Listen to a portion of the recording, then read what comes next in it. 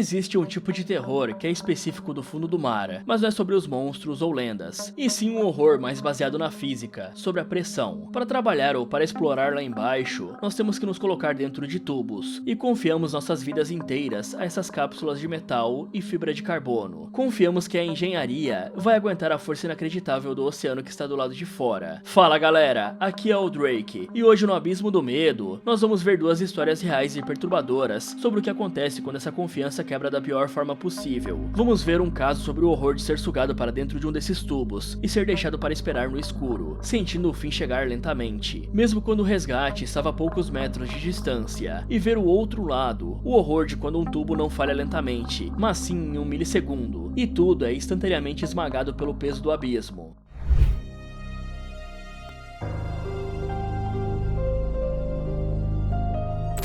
Existe um tipo de pessoa que apenas se aventurar não é o suficiente. Para ele, se arriscar é o que torna tudo mais emocionante. São aqueles que buscam experiências que beiram o impossível, e o menor erro pode custar caro. É o caso dos aventureiros que escalam o Monte Everest, ou aqueles que decidem observar a fúria da natureza de perto e participam de expedições para vulcões ativos. Milhares de pessoas todos os anos fazem esse tipo de coisa, mas nem toda experiência extrema depende de enfrentar o imprevisível da natureza. Algumas das aventuras mais emocionantes são cuidadosamente controladas para que nada dê errado, como saltar de bungee jumping ou de paraquedas. No entanto, nem toda promessa de aventura segue esse mesmo cuidado. Esse caso mistura essas duas coisas, o enfrentamento de uma força da natureza em um ambiente que deveria ter sido muito controlado, só que infelizmente não foi. Em junho de 2023, o destino de 5 pessoas era um dos lugares mais perigosos, inóspitos e inacessíveis da Terra, os destroços do Titanic, a quase 4.000 metros de profundidade no Atlântico Norte. E todo mundo conhece bem a história dessa embarcação. Ela não é só um navio naufragado, é um verdadeiro mausoléu submerso, um monumento à arrogância humana e à força bruta da natureza. Quando afundou, ele desceu para um ponto onde a água beira o congelamento e a pressão é esmagadora, um lugar que a humanidade só deveria visitar com a engenharia mais rigorosa do mundo. Só que esse rigor foi substituído por uma filosofia de quebrar regras e de inovar rápido. A ideia era irresistível para quem podia pagar $250 mil,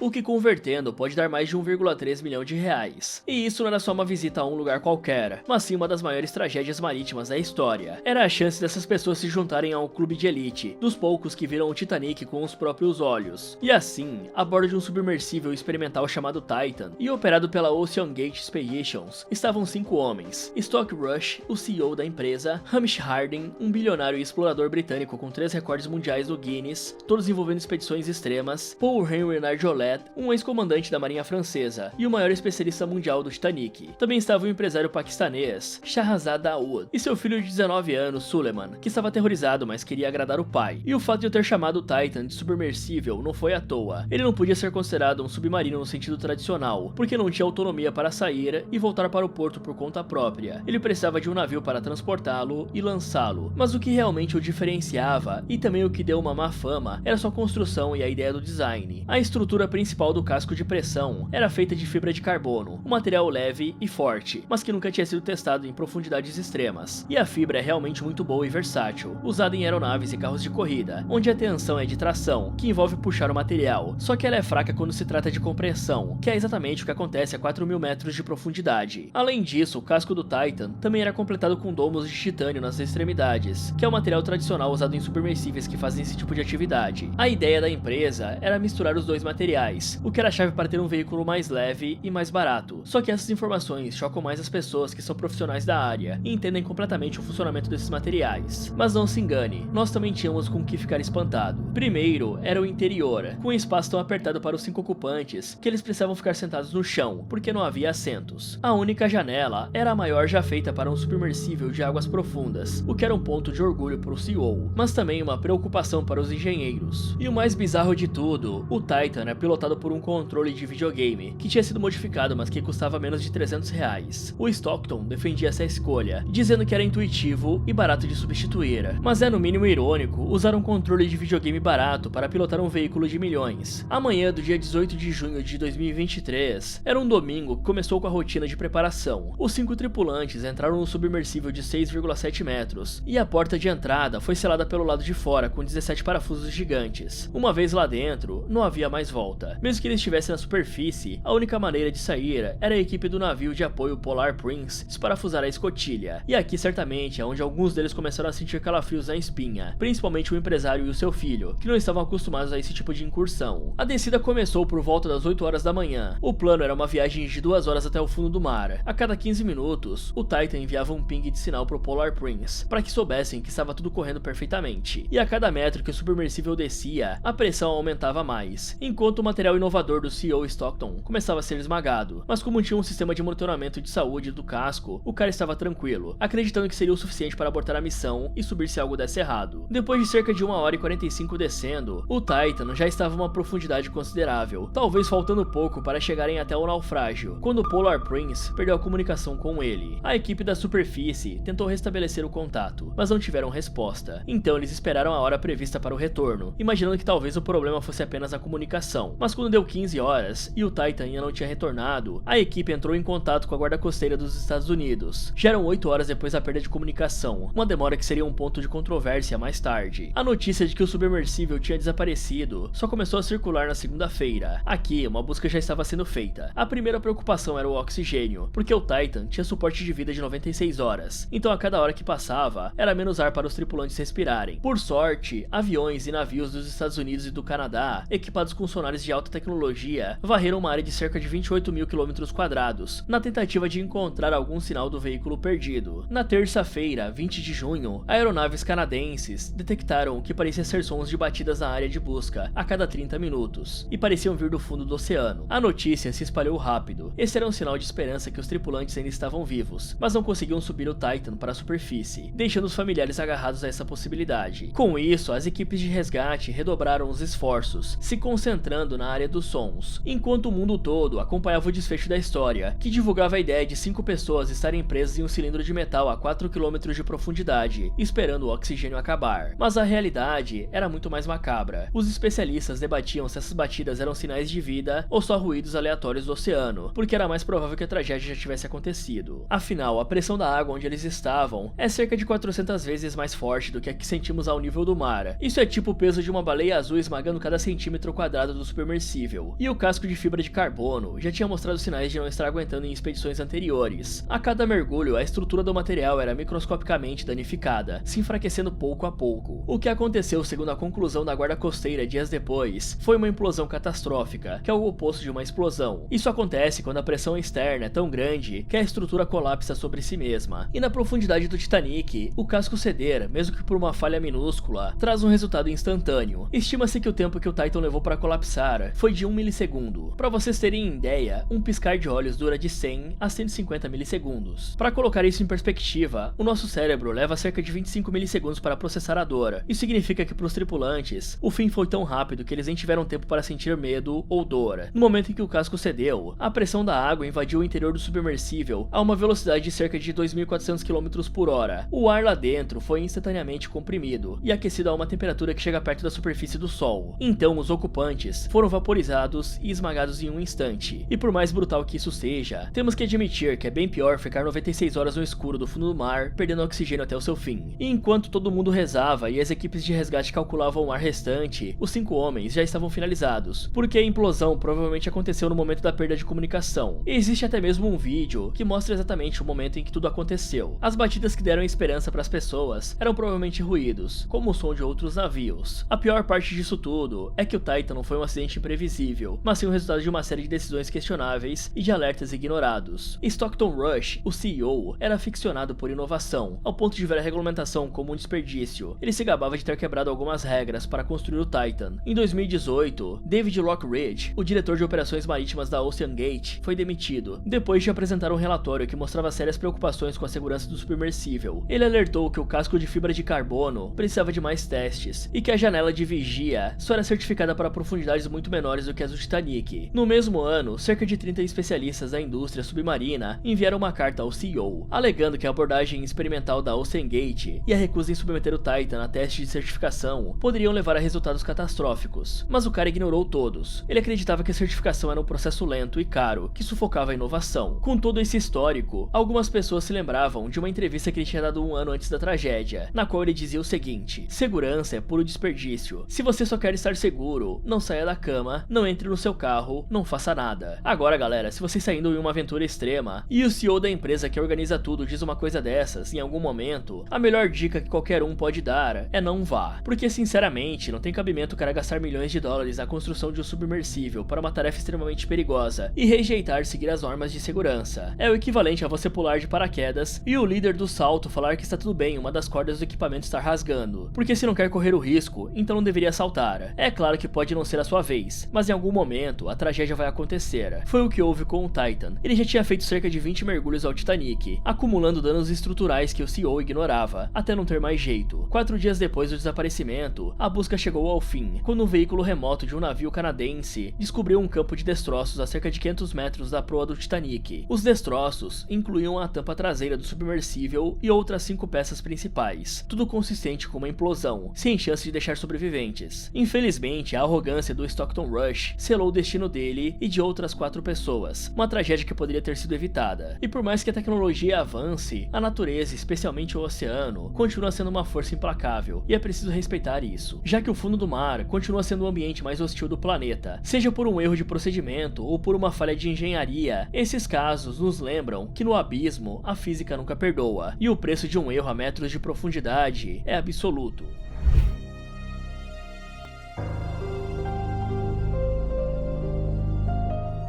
Para 5 trabalhadores, o dia 25 de fevereiro de 2022 parecia ser só mais uma sexta-feira. Eles eram mergulhadores comerciais, profissionais especializados em realizar trabalhos técnicos e operacionais debaixo d'água. Mas não é qualquer mergulho em um lugar raso. Esses caras descem a dezenas de metros no fundo do mar para executar tarefas pesadas e de alto risco. A missão que receberam nesse dia era dar manutenção a um oleoduto de cerca de 76 centímetros de diâmetro que corre sob o mar, em Pointe-à-Pierre, uma área industrial e portuária que fica na costa oeste da ilha de Trinidad e Tobago. Esses oleodutos são basicamente gigantes de metal, parecidos com uma artéria por onde flui o petróleo bruto. A empresa Paria Fuel Trading Company era responsável pela administração do local e tinha descoberto um vazamento em um dos tubos que ligava o cais 6 ao 5. E para evitar uma catástrofe ambiental, foi feito um reparo rápido. Mas como sabiam que tinham que resolver o problema definitivamente, a Paria lançou uma licitação, onde 5 empresas se inscreveram, mas quem levou o contrato foi a LMCS para realizar esse trabalho de manutenção subaquática. Para essa tarefa foram enviados os funcionários Kazim Ali Jr., Youssef Henry, Fizal Kurban, Rishi Nagassar e Christopher Brodron. A função deles envolvia entrar em uma câmara hiperbárica submersa, que serve como um ambiente seco. E para vocês entenderem melhor, os mergulhadores precisavam consertar um cano gigante no fundo do mar. Eles não podem simplesmente nadar até lá e tentar arrumar, porque a pressão da água é enorme e o trabalho exige ferramentas elétricas e de precisão. Então, eles usam algo chamado habitat seco, que é como uma pequena sala metálica, que leva até o fundo do mar, e essa sala é cheia com ar sob pressão, o que faz a água ficar do lado de fora. Assim os mergulhadores podem tirar o capacete, usar as mãos e as ferramentas com calma, como se estivessem trabalhando em terra firme. Então eles se prepararam, desceram para a câmera, e a Paria já tinha esvaziado o tubo de óleo um mês antes. Tudo estava dentro dos parâmetros, e não é exagero dizer que esse é um dos serviços mais perigosos do mundo. Muitas vezes, os caras ficam a mais de 70 metros da superfície, o que dá mais ou menos um prédio de 23 andares para você ter ideia. Então imagine estar no fundo do mar, com uma câmara te protegendo de toneladas de água. O silêncio é tão perturbador que dá até para ouvir a própria respiração e os sons bizarros do mar. O que torna tudo menos pior, com certeza, é o fato de não estarem sozinhos. Mesmo assim, a tensão deve ser enorme, porque os funcionários sabem que qualquer erro, por menor que seja, pode acabar em um acidente terrível. E para fazer essa manutenção, os mergulhadores precisam instalar uma espécie de tampão inflável com a supervisão da equipe de engenharia da superfície. Esse tampão é uma espécie de vedação temporária, que bloqueia o fluxo do óleo dentro do tubo, mantendo a pressão e o líquido contidos, para criar um espaço seguro para que eles possam mexer no interior do oleoduto sem risco. No caso deles, o trabalho seria realizado a poucos metros abaixo da superfície dessa vez, o que também não deixa de ser uma situação assustadora para quem não está acostumado. Tudo parecia correr bem. Os 5 fizeram o trabalho e estavam preparados para fazer a remoção do tampão. Foi quando uma coisa deu terrivelmente errado. Quando chega o momento de tirar a vedação do oleoduto, tudo depende de um processo chamado equalização de pressão. Para que a retirada seja segura, a pressão dentro do habitat seco deve ser igual à pressão do lado do tubo que está bloqueado, e isso é feito por meio de tecnologias extremamente precisas, que aumentam e diminuem a pressão, até que ambas fiquem iguais. Quando isso acontece, o tampão pode ser desinflado e retirado sem risco. Só que nesse caso, o nome pelo qual o acidente ficou conhecido já explica o que deu errado. Paria Delta P leva o nome da empresa responsável, e Delta P como abreviação de Differential Pressure, ou diferença de pressão. Era por volta das 15h45, quando os mergulhadores tentaram remover o tampão. A pressão do oleoduto ainda era muito maior que a pressão dentro de onde estavam, e isso foi o suficiente para arrastar os mergulhadores para dentro do tubo em frações de segundos. Seus corpos foram espremidos, arrastados e chicoteados contra as paredes internas do oleoduto, descendo a cerca de 15 metros em uma velocidade enorme, e em segundos, eles se afastaram mais de 200 metros pelo tubo no fundo do mar, o que não dava nem tempo para reagir. Com o sinal de que algo havia dado errado, um mergulhador de resgate entrou na câmara, e quando não viu ninguém, ele mergulhou pelo lado de fora para checar ao redor do oleoduto, ainda não encontrando ninguém. Aí ele voltou para a superfície e disparou o alerta. Enquanto isso, o Christopher se rastejava, apesar de ter sofrido ferimentos graves como seus colegas, só que cada movimento era doloroso e limitado, tanto pelo espaço apertado, quanto por ainda ter restos de líquido que dificultavam seu movimento. Quando ele chegou na câmara e não viu ninguém, ficou frustrado, porque não tinha como sair dali no estado em que estava. Então ele começou a gritar por ajuda. Cerca de 20 minutos depois, 2 mergulhadores de resgate entram na câmera e o ajudam a sair. E assim que chegou à superfície, o Christopher contou o que aconteceu e explicou que os colegas estavam vivos. Então, uma equipe se preparou para tentar resgatá-los. 3 mergulhadores entraram na câmara e um deles desceu, avançando cerca de 3 metros e encontrando só um tanque de ar. Como eles não tinham equipamentos de mergulho comercial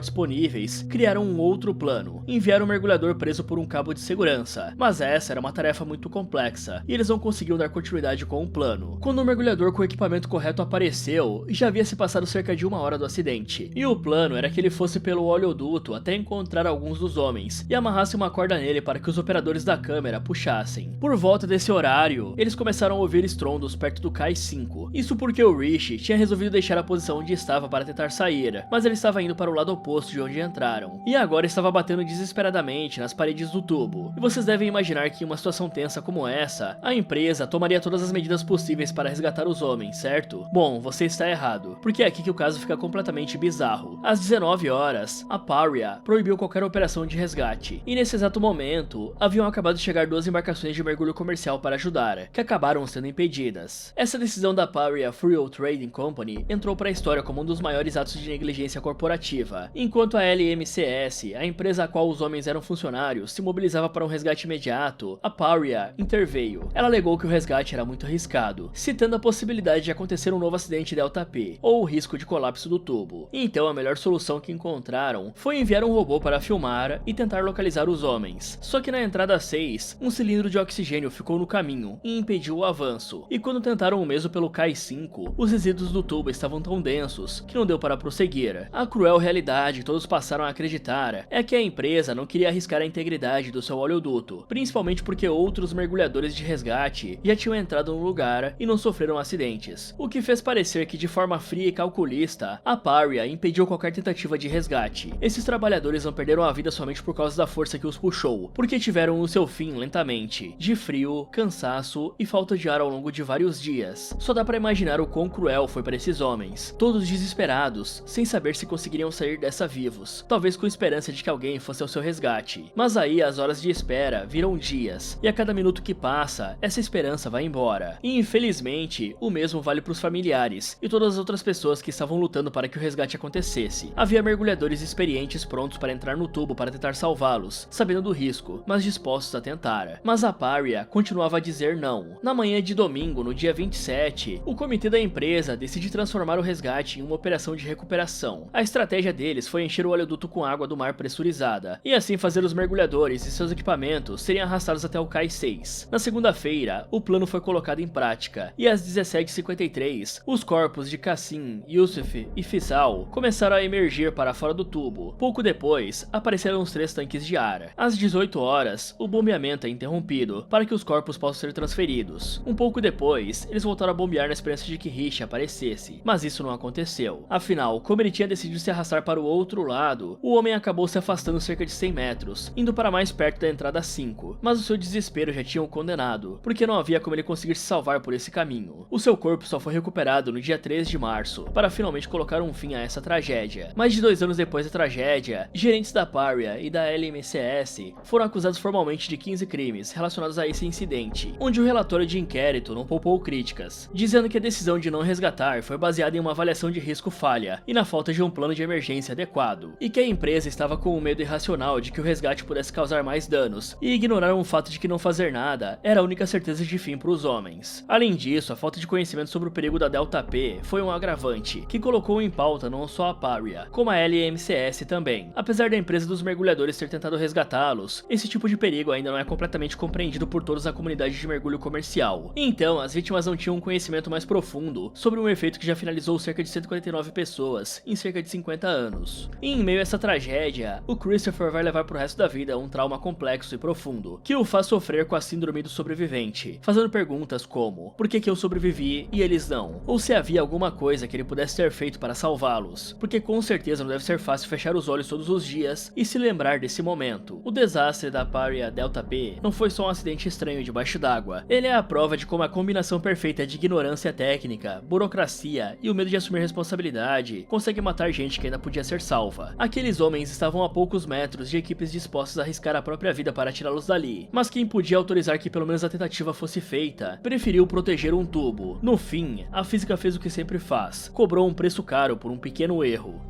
Fala galera, qual dessas histórias você achou mais perturbadora? Tem alguma que quer ver aqui no canal? Me contem nos comentários. Muito obrigado por assistir e até o próximo.